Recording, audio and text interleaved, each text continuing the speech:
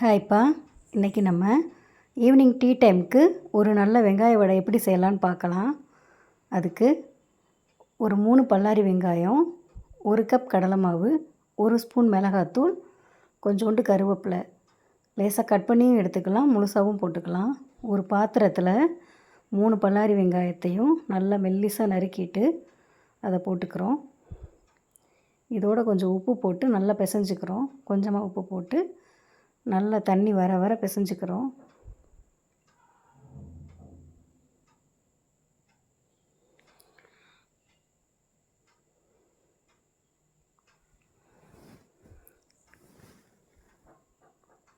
இப்போ மிளகாத்தூள் 1 ஸ்பூன் தான், அதையும் போட்டு நல்லா பிசைஞ்சிக்கிறோம்.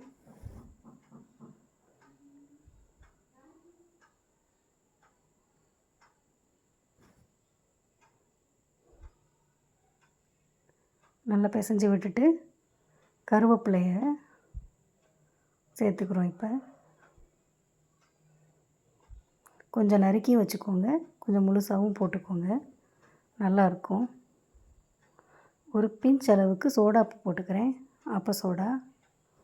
இது ஆப்ஷனல் தான், வேண்டான்னாலும் இருக்கலாம். நல்லா குழைவாக பிசைஞ்சாச்சு, நீர் சத்தே இருக்கிற அளவுக்கு.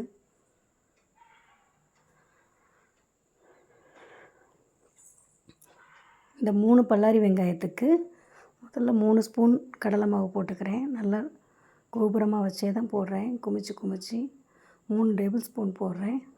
இதை பிசைஞ்சிக்கிட்டு வடை பிடிக்க வருதான்னு நம்ம பார்த்துக்கணும்.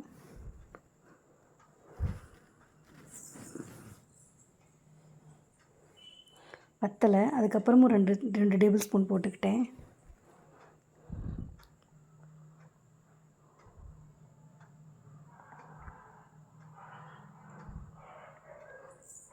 மூணு வடைக்கு 3 ஸ்பூன் இல்லை 4 ஸ்பூன் அளவே போதுமானது. நல்லா போட்டு அதில் இருக்கிற நீர் சத்தெல்லாம் இறங்குற அளவுக்கு பிசைஞ்சு விட்டுட்டு, இப்போ நல்லா சாஃப்டாக உருண்டை பரட்டி வைக்கணும். ரொம்ப போட்டு அழுத்தி உருண்டை பிடிக்கக்கூடாது, அமுக்காமல் லேசாக. அந்த வெங்காயமும் நல்லா வளைஞ்சு கொடுக்கும். வெங்காயமாக தான் இருந்த மாதிரி தெரியும், என்னடா இது கடலை மாவே காணுமேன்னு நினைக்காதீங்க, இது வெங்காயம் தான் தெரியணும். நம்ம லேசாக உருண்டை திரட்டினோம்னா அழகாக வரும். இப்படி திரட்டி நம்ம வச்சுக்கிறோம். நான் மொத்தத்துக்கே ஒரு 10 வடை காணும் தான் கனெக்ட் பண்ணி போட்டிருக்கேன். அப்பப்போ செஞ்சு கொடுங்க பிள்ளைங்களுக்கு.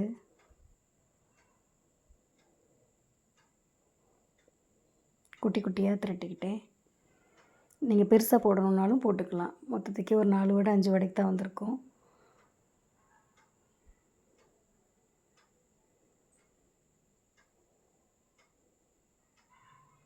இப்போ அடுப்பில் எண்ணெயை நல்லா காய வச்சுட்டு, கொஞ்சம் அடுப்பை மீடியம் ஃப்ளேமில் வச்சுட்டு, திரட்டி வச்ச உருண்டையெல்லாம் இப்போ உள்ள தூக்கி போட்டுக்கிறோம். 4 வடையை போட்டுக்கிறேன் நான்.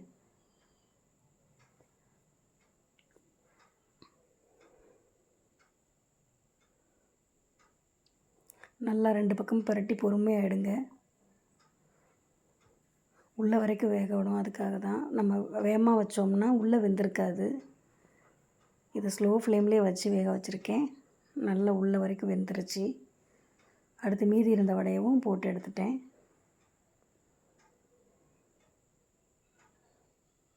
இது வடை எந்த சைஸ் இருக்கோ அதே அளவுக்கு எண்ணெய் வச்சுக்கோங்க.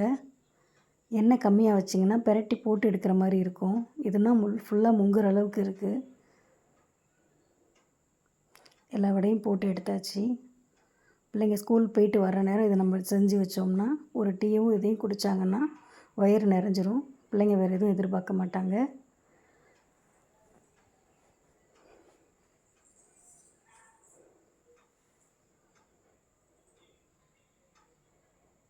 நீங்களும் இந்த வெங்காய வடையை உங்கள் ஃபேமிலியில் இருக்கிறவங்களுக்கு செஞ்சு கொடுத்துட்டு அந்த வடை எப்படி வந்ததுன்னு எனக்கு கமெண்ட் பண்ணுங்கள்.